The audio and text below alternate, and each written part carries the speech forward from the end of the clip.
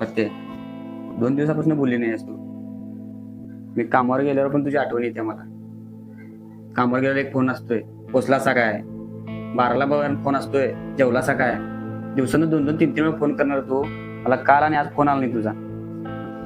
झालं ना आता. काल म्हणलो की तुला भांडणात म्हणलो ना, किरकिर झाली तुझी. झाली की आता सोड की बैरूस वायू. हे स्वाती बोल की का. काल तुम्हीच मला म्हटला ना की तुझी किरकिर बंद कर म्हणून. मग आता का मागं लागलाय बोल बोल बोल म्हणून. तू बोललीस काय नाटक लावायलाय बोला. बसा. अरे माझ्या पाकरा बोल ग. अगं बोल, भरपूर बोल, अजून बोल. बोलाल्यावर किरकिर बंद कर म्हणायचा आणि नंतर ना बोल बोल म्हणून मागं लागायचं. वा वा वा, माझ्या कानात ना असं अमृत पडल्यानं वाटलं ग. लय भारी वाटलं ग. 2 दिवस झाला तुझा फोन आला नाही खुळे. किती मला आठवण आली ती माहिती तुझी. तू बोलत राहा ग. तू नाही बोललीस ना आपला संसार नाही आहे ग.